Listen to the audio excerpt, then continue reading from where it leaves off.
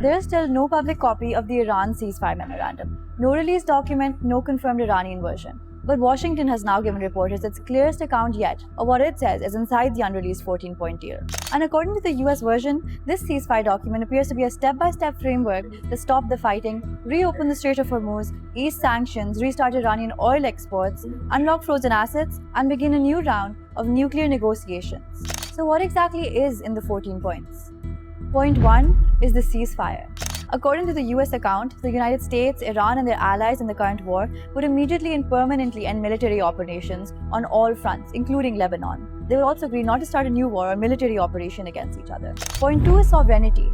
The US and Iran would agree to respect each other's territory and political independence and not interfere in each other's internal affairs. Point 3 sets the timeline. Both sides would have up to 60 days to negotiate a final deal. That deadline could be extended, but only if both sides agree. Then the memorandum turns to one of the most sensitive parts of this conflict, the sea.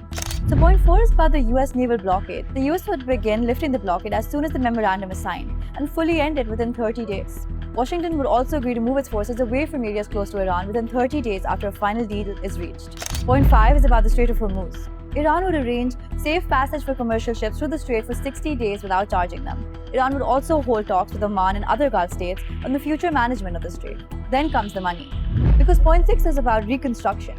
According to the US official, Washington and its regional partners would work on a reconstruction and economic development plan for Iran worth at least $300 billion. The details of this plan would be negotiated as part of the final agreement. Point 7 is about the sanctions. The US would eventually end sanctions on Iran, including unilateral American sanctions and measures linked to international institutions. But this would not happen immediately. The schedule would be negotiated during the 60-day talks. Point 8 is the nuclear point. Iran would reaffirm that it will not build or acquire nuclear weapons. The two sides would also decide what happens to Iran's existing stockpile of enriched nuclear material. At minimum, that material would be downblended inside Iran under the supervision of the International Atomic Energy Agency. Downblending means reducing the enrichment level of nuclear material so it is less usable for weapons. But this point does not fully settle Iran's nuclear program. The future of enrichment, Iran's nuclear needs, and the wider nuclear framework would still have to be negotiated in the final deal. Point 9 freezes the situation where it is. Until the final deal is reached, Iran would maintain the current status of its nuclear program.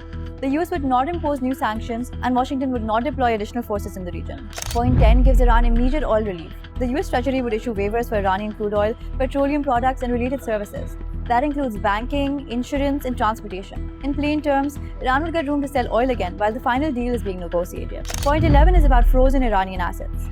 According to the US account, Washington would make Iran's frozen funds and assets available for use. The exact process would be worked out during negotiations, but the commitment would be to allow Iran to access and use those funds. This is one of the most politically sensitive parts of the memorandum because frozen assets and sanctions relief have been central disputes between Washington and Tehran for years. Point 12 creates a monitoring mechanism. The US and Iran would set up a system to check whether both sides are actually implementing the memorandum in any future final deal. Point 13 decides when final talks begin. Once the immediate steps begin, including the ceasefire, easing of the naval blockade, safe passage through the Strait of Hormuz, waivers and movement on frozen assets, both sides would start negotiations on the remaining issues. And finally, point 14 takes the deal to the United Nations. The final agreement would be endorsed through a binding UN Security Council resolution. That would give it international legal weight. For now, this remains an unreleased document described by one side. The next test is whether Iran confirms the text, whether both sides sign it publicly, and whether the first steps actually begin.